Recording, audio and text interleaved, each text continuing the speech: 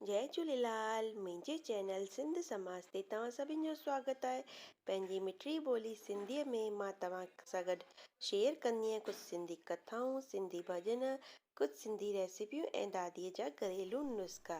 अॼु मां तव्हां सां गॾु सतनारायण स्वामी जी कथा शेयर कंदसि, जेका कि कलयुग में फल ॾियण वारी आहे ऐं सभिनि लाइ ॾाढी लाभदायक आहे। त हलो पाण कथा शुरू था कयूं। अध्याय पहिरियों। हिकु दफ़े नेमशरण तीर्थ ते शौंकांदी 88,000 ऋषि गॾिजी पुराण जे ॼाणंदड़ श्री सूची महाराज खां पुछण लॻा त हे मुनीश्वर, कृपया करे असांखे अहिड़ो को तपस्या या व्रत ॿुधायो जंहिंजे रखण करे मनोकामना पूरी थिए।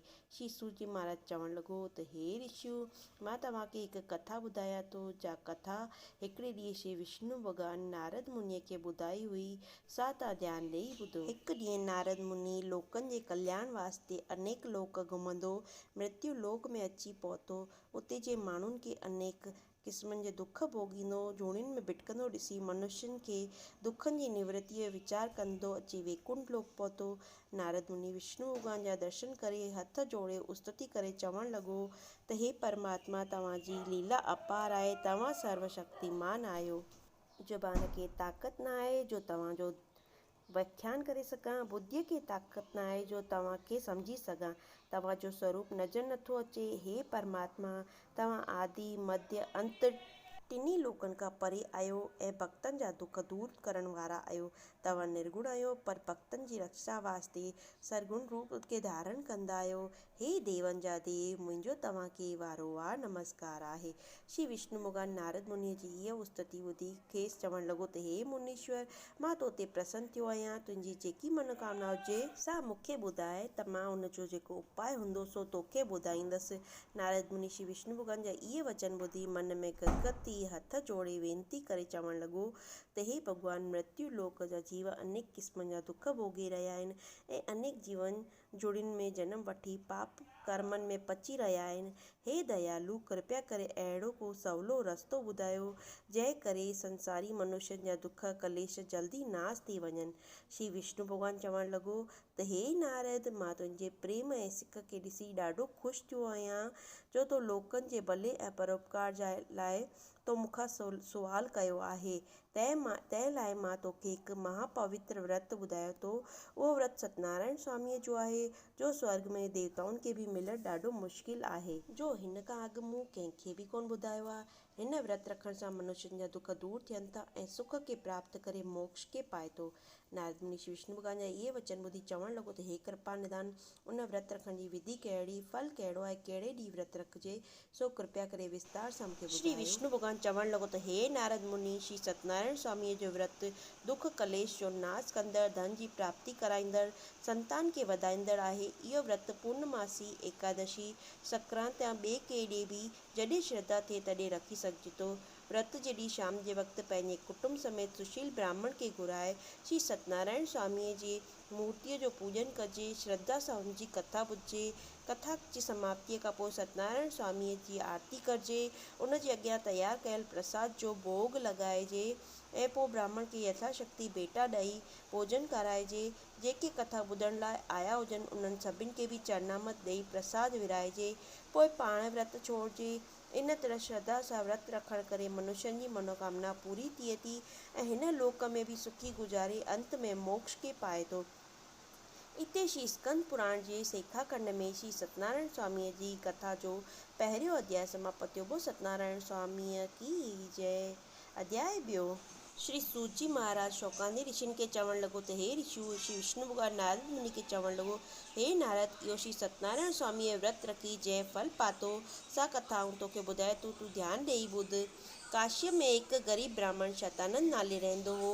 हू बुख ऐं उञ में व्याकुल थी रोज़ शहर में भिख्या पढ़णु वेंदो हो, पर कंहिंखे बि हिन खे ते दया कान ईंदी। इन जो इहो हाल ॾिसी दयालु विष्णु भॻवान हिकु ॿुढे ब्राह्मण जो रूप धारे संदसि वटि आयो ऐं शतानंद खां पुछण लॻो त हे ब्राह्मण, तूं छाजे करे व्याकुल ॾिसण पियो अची ऐं भिख्या पियो घुरी। शतानंद ॿुढे ब्राह्मण खे चयो त आऊं हिकु ग़रीब ब्राह्मण आहियां, जंहिं करे रोज़ शहर में भिख्या लाइ ईंदो आहियां, पर केर बि मूं ते दया कोन थो करे। तंहिंमें ब्राह्मणनि में उत्तम आयो। तव्हांखे को उपाय सूझे त मूंखे ॿुधायो जंहिंसां मुंहिंजा दुख दूर थियनि। तॾहिं बूढ़ो ब्राह्मण शतानंद ब्राह्मण खे चवणु लॻो त हे ब्राह्मण, मां तोखे हिकु सवलो उपाय ॿुधायां थो जो सत्यनारायण स्वामीअ जो विर्तु आहे, जंहिंजे रखण ऐं पूॼा करण सां सभु मनोकामनाऊं पूरन थींदियूं।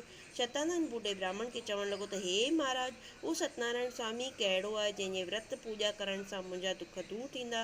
उहो ब्राह्मण शतानंद खे चवणु लॻो त श्री सत्यनारायण स्वामी उहो आहे अंतर्यामी, सर्वव्यापी, घट घट वासी, अविनाशी, पार ब्रह्म परमात्मा परमेश्वर प्रभु कृपा सागर, सभिनि जी सहायता कंदड़ आहे।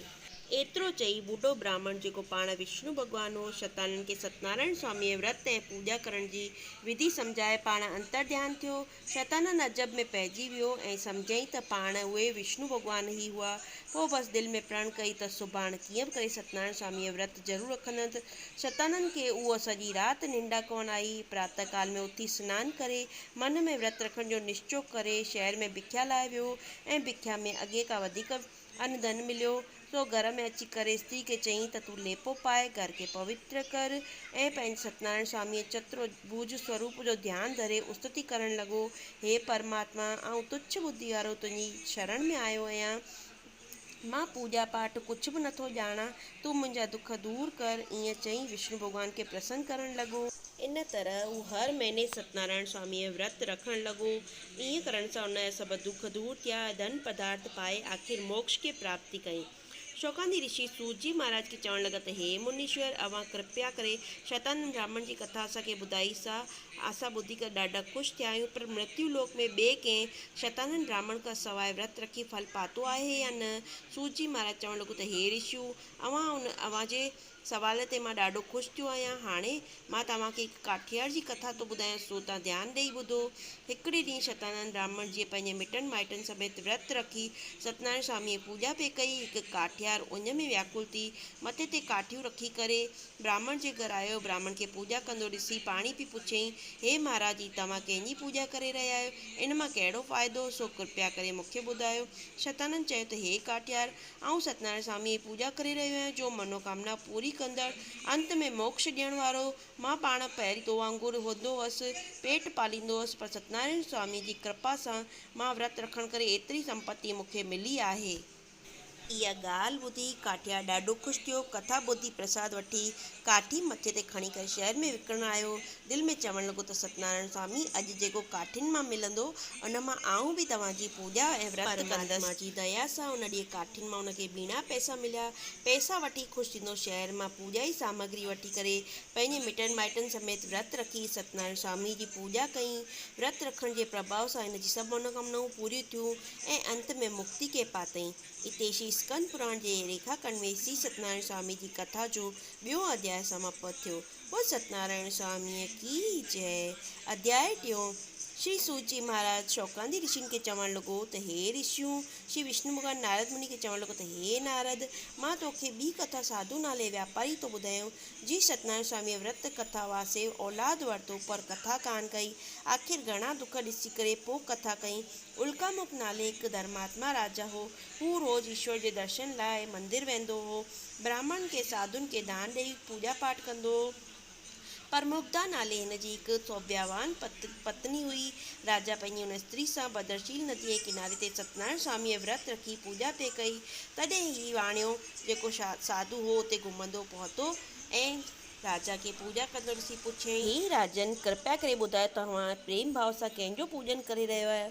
राजा चयो त हे साधु, आउं सत्यनारायण स्वामीअ जो पूॼा करे रहियो आहियां। संतान जी इच्छा वास्ते उन जो विर्तु रखियो आहे ऐं मुंहिंजी मनोकामना ज़रूरु पूरी कंदा।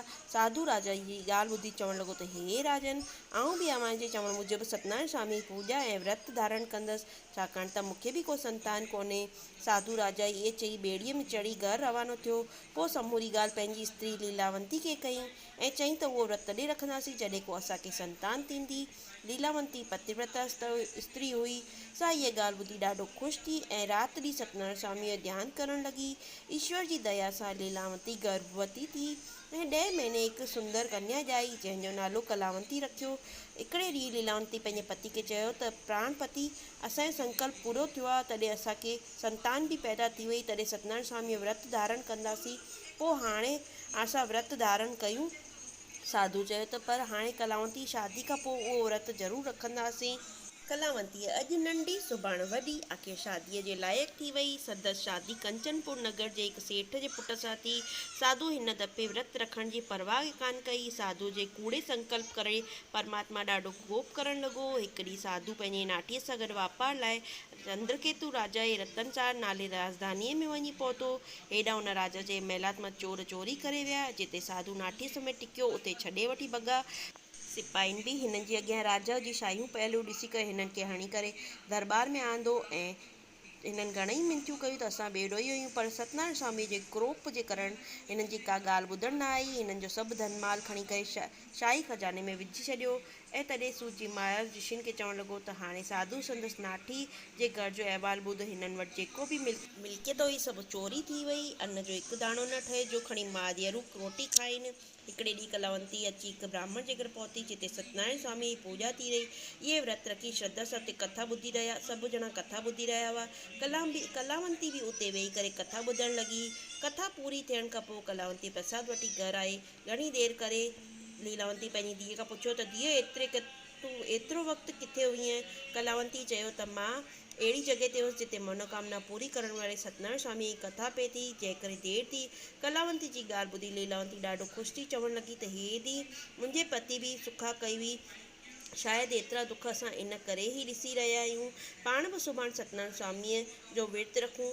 त ईअं चई सत्यनारायण स्वामी खे उस्तति करे चवणु लॻी त हे कृपा निदान, हे स्वामी, हे पति त पावन, हे मनोकामना पूरी कंदड़, असां ते दया कयो। मुंहिंजे पतीअ जेके ॾोह हुजनि क्षम्या करो। मन में संकल्प करे सत्यनारायण स्वामीअ विर्तु रखी पूॼा करणु लॻियूं। कलावंती समेत उहा कथा ॿुधणु लॻी। सत्यनारायण स्वामी लीलावती जी हिन विर्तु ऐं पूॼा ते ख़ुशि थिया ऐं राति जो चंद्रकेतु राजा खे सपने में आवाज़ आयो त हे राजा, तूं सुभाणे हिन ॿिन्हिनि वापारियुनि खे छॾे ॾिजांइ। जे ईअं न कंदे त तुंहिंजो सॼो राजधन नास कंदो सही। राजा सुबुह उथंदे ई उन्हनि ॿिन्हिनि वापारियुनि वटि आयो ऐं उन्हनि खे आज़ादु कयईं ऐं उन्हनि जा पुराणा वस्त्र लाराए करे सुठा वस्त्र पाए करे धन माल सॼो मोटाए उन्हनि खे ॾिनई ऐं चयईं त उहो दुख तव्हां पारबोझ जे करे भोॻियो, हाणे तव्हीं आज़ादु आहियो। वरी उहे राजा खे नमस्कार करे पंहिंजे घर ॾांहुं रवाना थिया। इते श्री स्कंद पुराण जे रेखाखंड में सत्यनारायण स्वामी जी कथा जो टियों अध्याय समाप्त थियो। बोल सत्यनारायण स्वामीअ की जय। अध्याय चौथो।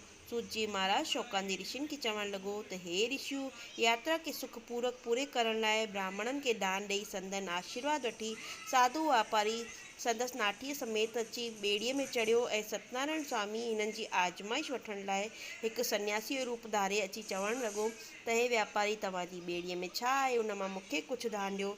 साधु वाराणी ॾिनी त हे महाराज, असांजी ॿेड़ीअ में कुझु कोन्हे, रुॻो कख पननि सां भरियल आहे। इहो ॿुधी करे भॻवान विष्णुअ खे क्रोध आयो ऐं चयईं त तव्हांजा वचन सचा आहिनि, तथास्तु, या न जेको तव्हां चयो उहो सभु सच आहे। दंडी सन्यासी ईअं चई करे अंतर्ध्यान थी वियो। थोरी देरि खां पोइ जॾहिं वापारी ॿेड़ी हकारणु लॻो तॾहिं ॿेड़ी हल्की ॾिसी अजब में पइजियो। जा खणी निहारे त अंदरि कख पन पिया आहिनि। इहो ॾिसी करे साधू बेहोश थी किरी पियो। तॾहिं संदसि नाठी खेसि उथारणु लॻो। चयईं त तव्हां एतिरो व्याकुल छो था थियो? इहो सभु दुख तव्हां हुन सन्यासी सां कूड़ ॻाल्हायो आहे, इन करे थियो अथव। इहो हाणे हली करे असां हुन सन्यासी खे ॻोल्हे था लधूं त उहो असां ते भुल बख़्शाईंदो। नाठीअ जी ॻाल्हि ॿुधी साधू उन भॻवान जी ॻोल्हा में निकितो। खेसि परियां खां ईंदो ॾिसी तकिड़ो तकिड़ो वञी संदसि पेरनि ते किरी पिया ऐं विलाप करणु लॻा त हे नाथ, मुंहिंजो अपराध क्षम्या करो, मां तव्हां सां कूड़ ॻाल्हायो आहे। इन लाइ इहे विलाप ॿुधी मतसि हुनखे दया आई ऐं चयईं त हे साधू, तूं सत्यनारायण स्वामी विर्त जी सुखा करे करे विर्तु रखणु भुलिजी वियो आहीं, एतिरा दुख बि इन करे भोॻे रहियो आहीं। इहो ॿुधी साधू खे यादि आयो त मां 2 दफ़ा सुखा कई आहे, पर हाणे मां घर वञी इहा सुखा ज़रूरु पूरी कंदसि। मुंहिंजी भुल माफ़ु करो, मां ॻोठु वञी विर्तु ज़रूरु रखंदसि। साधू जी इहा वेनती ॿुधी करे सन्यासी भॻवानु हुन ते राज़ी थियो ऐं उन्हनि खे अंतर्ध्यान थी करे मनोवांछित फल ॾेई करे अंतर्ध्यान थी वियो। अॻे वांगुरु धनमाल भरियल ॾिसी करे ॾाढो ख़ुशि थियो। इहो ॾिसी करे प्रसन्न थी ईश्वर जी उस्तति कंदो ॿेड़ी हकारे पंहिंजे शहर वञी पहुतो ऐं अॻुवाट ख़बर लाइ हिकु नौकर खे घर मोकिलियईं। उन वक़्तु लीलावंती ऐं कलावंती कथा करे रही हुयूं जो ख़ुशीअ में भरिजी तर तकड़ में कथा करे धीअ खे चई त तूं बि जल्दी ॿेड़ीअ वटि पहुच। कलावंती पंहिंजे पतीअ अचण जो ॿुधी करे प्रसाद उते ई छॾे माउ जे पुठियां वठी भॻी। प्रसाद जी निरादर करे परमात्मा कोप करणु लॻो ऐं जेको हुनजो पति हो सो ॿुॾी वियो। इहो हाल ॾिसी कलावंती बेहोश थी किरी पई। माणस खे सोच में आणे चवणु लॻी त इहो हाल ॾिसी साधू उन वक़्तु सत्यनारायण स्वामीअ खे वधाइणु लॻो त उस्तति करणु लॻो, हे स्वामी असांजा जेके पाप थिया आहिनि सो क्षम्या करो, असांखे हिन चिंता सागर खां मुक्त करियो। उते आकाशवाणी थी त हे साधू तुंहिंजी धीउ सत्यनारायण स्वामी जो प्रसाद जो निरादर कयो आहे, जंहिं करे तव्हांखे इहो दुख मिलियो आहे। हाणे वापसि घरु वञी करे प्रसाद वठी अचे त पंहिंजे पतीअ सां वञी वापसि मिले। कलावंती हिकदमि घरु वई सत्यनारायण स्वामी खे भुल बख़्शाए करे प्रसाद खाधईं। पोइ ॿेड़ीअ वटि अची करे पंहिंजे पतीअ खे मिली ऐं ॿेड़ी बि अची किनारे ते पहुती ऐं पंहिंजे पतीअ जा दर्शन कयईं। पोइ सभु गॾिजी प्रसन्न थी घरु आया। साधू हाणे नियम सां सत्यनारायण स्वामीअ जो व्रत रखंदो रहियो ऐं अंत में सभिनि पापनि खां छुटी मोक्ष खे प्राप्त कई। इते श्री स्कंद पुराण जे रेखाखंड में सत्यनारायण स्वामीअ जी कथा जो चौथो अध्याय समाप्त थियो। बोले सत्यनारायण स्वामीअ की जय। अध्याय 5। श्री सूची महाराज शौकांदी ऋषिनि खे चवणु लॻो त हे ऋषियो, श्री विष्णु भॻवान नारद मुनीअ खे चवणु लॻो त हे नारद, हाणे तगदुज राजा जी कथा ॿुधायां थो, जंहिं प्रसाद जो निरादर कयो ऐं दुख पातई। उहा कथा तूं ध्यानु ॾेई ॿुध। तगदुज नाले हिकु धर्मात्मा राजा जेको प्रजा जो ॾाढो परगोड़ लहंदो हिकु ॾींहुं शिकार कंदो हिकु वन में पहुतो। हिते हिकु वण जे वण हेठां हिन किन गोपन सत्यनारायण स्वामीअ जो व्रत रखी कथा पे कई। राजा पंहिंजे अभिमान में नकी त गोपन ॾे निहारियो ऐं न वरी भॻवान जी मूर्तिअ खे नमस्कार कयो। गोपन हिन खे राजा सम्झी प्रसाद आणे अॻियां रखियो, पर राजा पंहिंजे अभिमान में प्रसाद उते ई छॾे घोड़े ते चढ़ी करे वापसि हलियो वियो। ईश्वर जी माया अहिड़ी बणी जेके राजा जा 100 पुट हुआ से सभु मरी विया। सॼी मिल्कियत बि कख पन थी वई। इहो हाल ॾिसी राजा अजब में पइजी वियो। आख़िर वीचार करे आयो त ही सभु दुख मुंहिंजे कूड़े अभिमान जो फल आहे जो श्री सत्यनारायण स्वामी जो प्रसाद जो निरादर कयो आहे। सो उन वक़्तु वापसि घोड़ी ते चढ़ी साॻिए हंधि गोपन वटि आयो। भॻवान जी अॻियां हथ जोड़े भुल बख़्शाइणु लॻो। पोइ गोपन खां प्रसाद वठी खाधईं ऐं मन में निश्चय करे चरनामत वठी अची पंहिंजे सभिनि मुअल पुटनि जे मुख में विधईं त उहे सभई उथी खड़ा थिया। मिल्कियत बि अॻे वांगुरु थी वई। राजा ॾाढो प्रसन्न थियो ऐं ॾाढो प्रेम ऐं श्रद्धा सां सत्यनारायण स्वामीअ व्रत ऐं नियम रखी पूॼा कंदो ऐं संसार जा सभु सुख भोॻे अंत में मोक्ष खे प्राप्त कई। इते श्री स्कंद पुराण जी रेखाखंड में सत्यनारायण स्वामी जी कथा जो 5 अध्याय समाप्त थियो। बोल सत्यनारायण स्वामीअ की जय। श्री सत्यनारायण स्वामी जे व्रत ऐं महात्म जो फल। सूची महाराज चवणु लॻो त हे ऋषियो, जेका मनुष्य हिन लोक में प्रेम ऐं श्रद्धा श्री सत्यनारायण स्वामीअ जी पूॼा ऐं व्रत धारण करे थो, तंहिंजी सभु मनोकामनाऊं पूरन थियनि थियूं ऐं हिन संसार जे बंधननि खां छुटी करे वैकुंठ धाम में वञी पहुचे थो। श्री विष्णु भॻवान नारद मुनीअ खे ऐं सूत जी महाराज ऋषिनि खे चवणु लॻो त हे ऋषि मुनि श्रेष्ठ, मां तव्हांखे इच्छा अनुसार लोकनि जे कल्याण वास्ते इहो व्रत ॿुधायो आहे, जेको व्रत ख़ासि करे कलयुग में फल ॾियण वारो आहे। के मनुष्य सत्यनारायण के सत्यदेव नाले सां सदींदा आहिनि। श्री सत्यनारायण स्वामी बि अनेक रूप धारे उन्हनि खे फल ॾींदो आहे। जेको मनुष्य हर रोज़ हिन कथा जो पाठ कनि था उन्हनि जा सभु पाप नाश थी वञनि था। हे मनुष्य जिन व्रत रखी मुक्ति हासिल कई तिन जे ॿिए जन्म जा नाला ॿुध। शतानंद ब्राह्मण ॿिए जन्म में सुदामे जो जन्म वरितो। कृष्णचंद्र भॻवान जी भक्ति करे मुक्त थियो। काठियार भीलन जो राजा धीरज जो जन्म वरितो। श्री रामचंद्र भॻवान जो पूजन करे मोक्ष खे प्राप्त कई। राजा उल्कामुख महाराजा दशरथ जो जन्म वरितो। श्री रामचंद्र रघुनंदन जो ध्यान धरे वैकुंठ खे प्राप्त कई। साधु वैश्य राजा मोरदो जो जन्म वरितो, जंहिं पंहिंजे हथनि सां पंहिंजे अधु शरीर कराईअ सां चीरे श्री कृष्ण भॻवान खे अर्पण करे वैकुंठ खे प्राप्त थियो। तगदुज नाले राजा स्वाभिमन्यु जो जन्म वरितो। उन जन्म में धर्म अनुसार राज हलाए अंत में मोक्ष खे प्राप्त थियो। इते श्री स्कंद पुराण जे रेखाखंड में सत्यनारायण स्वामी जी कथा ऐं महात्म ऐं फल समाप्त थियो। बोल सत्यनारायण स्वामीअ की जय। सत्यनारायण स्वामीअ जी आरती पलव ऐं भोग इन सभिनि जी वीडियो जो लिंक मां तव्हांखे डिस्क्रिप्शन बॉक्स में ज़रूरु ॾेई छॾंदसि। वरी मिलंदासीं हिकु नए वीडियो सां गॾु जल्दी ई। लेकिन तव्हां अगरि मुंहिंजे चैनल ते पहिरियों बार आया हुजो त चैनल खे सब्सक्राइब कंदा, पासे में ॾिनल बैल वारी घंटी यानी कि आइकन खे दॿाईंदव, जंहिंसां कि तव्हांखे मुंहिंजे नए वीडियो जो नोटिफिकेशन जल्दी ई मिलंदो। त वरी मिलंदासीं, तेसिताईं सभिनि खे जय झूलेलाल ऐं जय श्री कृष्ण।